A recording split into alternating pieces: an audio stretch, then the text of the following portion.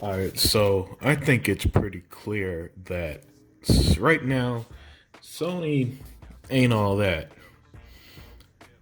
and so one thing, they closed their Japanese studio, but this is the real big one, man, and that's them closing the store, the PS3, Vita, PSP store. And look, over 2,000 games, digital only games will be lost when PlayStation closes its stores.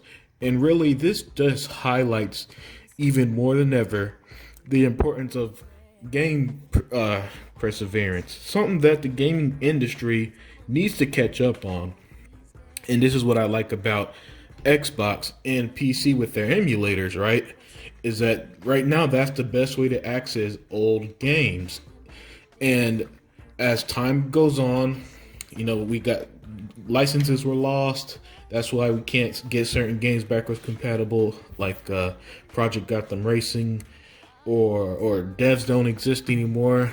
So it's going to get harder and harder to get these older games playable on modern hardware, whatever the case is.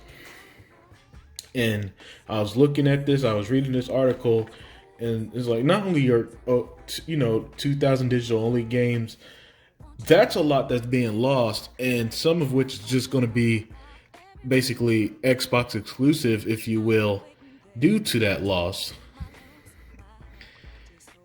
And this is something that Sony and Nintendo are just lacking on badly. These are two companies that's been in gaming for a long time, and with Nintendo, they just resell you old shit at full price, then take it away like they did with the Mario bullshit. I still don't understand that. Why the hell are you selling a old game for limited time only? The whole Disney Vault strategy.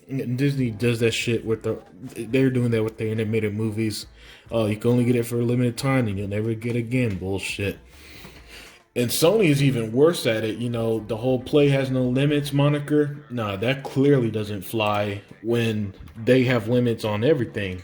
Limited backwards compatibility and so on and so forth. So the importance of your games going with you is being lost. It's going to be lost when the store closes. And nobody is speaking up on it. And it's not making the rounds that it should, because 2,000 plus digital only games being lost, that is crazy. That sucks. For and I see people who try to push this stupidness of nobody plays old games. Yes, they do. People get hyped for remasters and remake all the fucking time. The Xbox One, PS4 generation, the first 3 years was nothing but fucking remasters. So spare me with the whole old games nonsense, right? And not only that, you got a large retro gaming fan base now. People who buying older games and stuff. And people, hell, there are even people who will never play, who don't really play modern games, but are all about the older stuff. And it's just getting harder and harder and harder to find, right? So game preservation, extremely important. And it's not being taken serious enough by the Japanese companies, man. And it's very unfortunate. Sega got so many IPs they haven't done shit with. I mean, for the love of God, Sega, we've never gotten a Saturn or Dreamcast collection. It's always just Sega Genesis, right? And all this nonsense like that. So my thing with older games has always been any way that we could that you could make, anytime you make gaming more accessible is always good.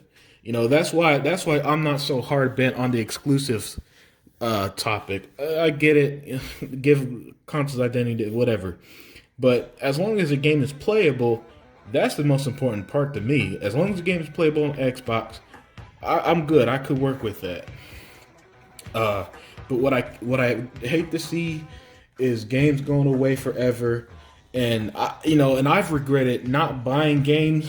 For example, when Activision lost the rights to the likes of Marvel and Transformers, and they have the remastered of the War for Cybertron games and the Marvel to the Lions games. I missed out on that because I thought I had more time to buy them, but then one day I come to find out no, the games are gone and gone forever because they were digital only, and that's what's happening here with PlayStation closing the store, and people.